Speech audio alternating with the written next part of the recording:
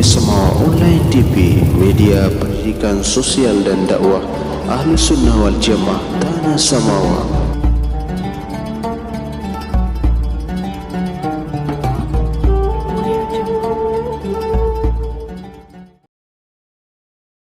Wabarakatuh. Alhamdulillah Rabbil Alamin. Allahumma salli ala Sayyidina Muhammad ibn Abdullah al-qa'imi bihuquqillah ma daqat illa wa farajah Allah. Subhanaka la ilma lana illa ma 'allamtana innaka antal alimul hakim. Rabbi shrah li sadri wa yassir li amri wahlul 'uqdatam min lisani yafqahu qawli. Qala ta'ala fi kitabihil karim, a'udzu billahi minasy syaithanir rajim. Bismillahirrahmanirrahim. Inna anzalnahu fi lailatul qadr.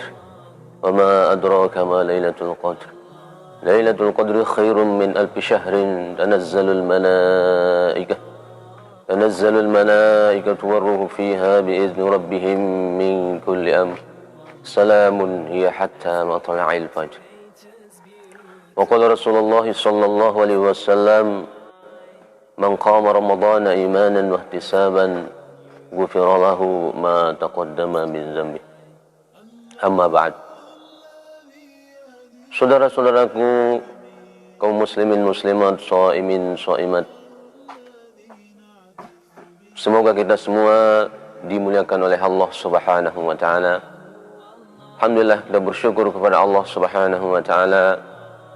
Dengan izin Allah, kita telah diberikan nikmat sehat, nikmat kesempatan untuk bisa melaksanakan solat subuh. Alhamdulillah sudah kita laksanakan, dan mudah-mudahan kita berdoa kepada Allah Subhanahu wa taala, puasa, solat kita, solat sunnah kita, ibadah kita di bulan Ramadan ini, mudah-mudahan kita dimuliakan, mudah-mudahan diridai dan diterima oleh Allah Subhanahu wa taala. Selanjutnya kita berselawat kepada baginda Rasulullah sallallahu alaihi wasallam. Allahumma shalli ala sayyidina Muhammad wa ala ali sayyidina Muhammad. Mudah-mudahan kita semua dengan kita membaca selawat kita mendapatkan syafaatnya beliau fi yaumil qiyamah. Amin amin ya rabbal alamin. Saudaraku shaimin shaimat, pecinta NW Samawa Online TV, dimanapun Anda berada. Jadi alhamdulillah kita sudah berada di 10 terakhir bulan Ramadan ini. Ada beberapa amalan-amalan yang dilakukan oleh Nabi kita, Nabi besar Muhammad sallallahu alaihi wasallam, dan ulama-ulama salafus salih. Di 10 terakhir bulan Ramadan ini ada beberapa amalan-amalan yang dilakukan oleh baginda Rasulullah sallallahu alaihi wasallam dan ulama-ulama salaf. Di dalam kitab ini, yaitu Kitab Bulughul Maram yang dikarang oleh Al-Hafiz Ibnu Hajar Al-Asqalani, beliau menyebutkan bahwa ada beberapa amalan baginda Rasulullah sallallahu alaihi wasallam dilakukan di 10 terakhir bulan Ramadan, sesuai dengan sabda baginda Rasulullah sallallahu alaihi wasallam. Jadi dalam hadisnya beliau di dalam kitab ini menjelaskan, wan Aisyah radhiyallahu an qalat kana Rasulullah sallallahu alaihi wasallam idza dakhala al-ashru ay al-ashru al-akhirah min Ramadan shadda mi'zarahu wa ahya lailahu wa ayqadha ahlahu. Jadi Rasulullah sallallahu alaihi wasallam mengingatkan kita semua, semoga ini sebagai motivasi untuk kita beramal, beribadah di 10 terakhir bulan Ramadan ini. Jadi baginda Rasulullah sallallahu alaihi wasallam menjelaskan, idza dakhala al-ashrul ay al-ashrul akhirah min Ramadan, apabila telah masuk 10 terakhir daripada bulan Ramadan. Jadi beliau baginda Rasulullah sallallahu alaihi wasallam syadda mi'zarahu, beliau menguatkan ikatan sarungnya, mengencangkan kain sarungnya, mengikat atau mengencangkan kainnya, ikatan pinggangnya.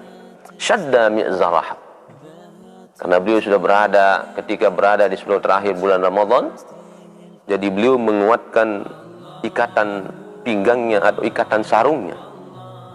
Kemudian yang kedua, amalan yang dilakukan oleh beliau adalah wa ahya lailahu, menghidupkan malamnya. Jadi di 10 terakhir bulan Ramadan, beliau bersungguh-sungguh dalam beribadah, tidak seperti di malam-malam yang lain.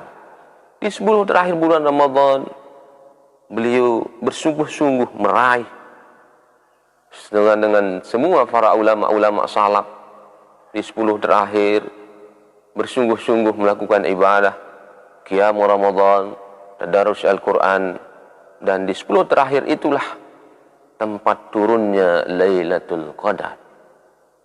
Dan turunnya Lailatul Qadar itu adalah di malam-malam yang ganjil. Makanya para ulama berbeda pendapat tentang turunnya malam Lailatul Qadar. Cuma di dalam hadis disebutkan bahwa Lailatul Qadar itu adalah turun di malam-malam yang ganjil. Makanya baginda Rasulullah SAW dan semua para ulama salaf, wa ahya lailahu. Jadi sabda baginda Nabi bahwa beliau bersabda wa ahya lailahu, menghidupkan malamnya. Jadi siapapun yang menghidupkan malam di bulan Ramadan, lebih-lebih di malam di 10 terakhir bulan Ramadan, insya Allah termasuk orang yang dikategorikan dalam hadis beliau, man qama ramadhana imanan wa ihtisaban ghufira lahu ma taqaddama min zambi. Barang siapa yang mendirikan malam, menghidupkan malam bulan Ramadan karena iman dan mengharap ridha Allah Subhanahu wa taala, maka dosa-dosanya diampuni oleh Allah Subhanahu wa taala. Kemudian amalan yang ketiga yang dilakukan oleh baginda Rasulullah SAW dalam hadisnya, wa aiqadha ahlahu. Beliau membangunkan keluarganya, baik istrinya, anak-anaknya, termasuk ulama-ulama salafus saleh. Oleh sebab itulah ia contoh yang diberikan kita oleh baginda Nabi dan semua para ulama-ulama salaf.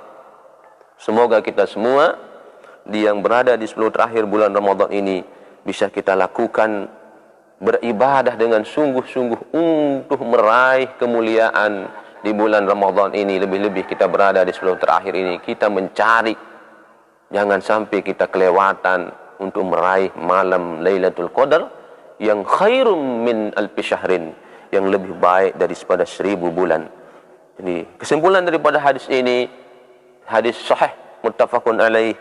Jadi amalan dilakukan oleh baginda Nabi ketika masuk 10 terakhir bulan Ramadan, maka beliau syadda mi'zarahu, menguatkan, mengencangkan ikatan sarungnya.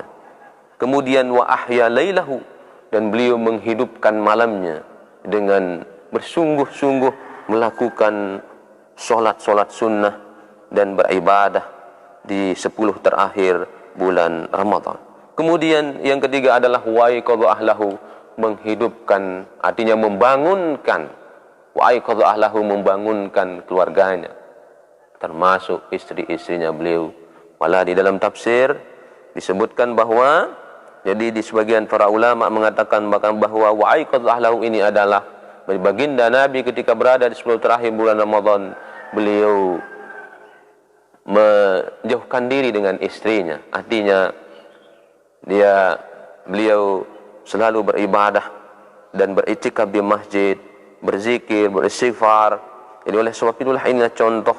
Semoga kita semua kaum muslimin muslimat, shaimin shaimat bisa kita melaksanakannya, dan semoga kita semua mendapatkan kesehatan yang diberikan oleh Allah SWT.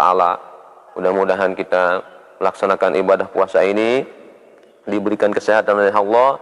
Kemudian kita berdoa semoga puasa kita dan ibadah kita diterima dan diridhai oleh Allah Subhanahu wa taala. Demikian tausiah singkat ini. Demikianlah hadis, mudah-mudahan ada manfaat untuk kita semua. Mari kita berdoa semoga semua amal ibadah kita diridhai oleh Allah Subhanahu wa taala. Terima kasih atas perhatiannya. Jazakumullah khairan katsiran wa syukran katsiran ala ihtimamikum. Wallahumma fiq wal hadi ila syabil rasyad. Assalamualaikum warahmatullahi wabarakatuh.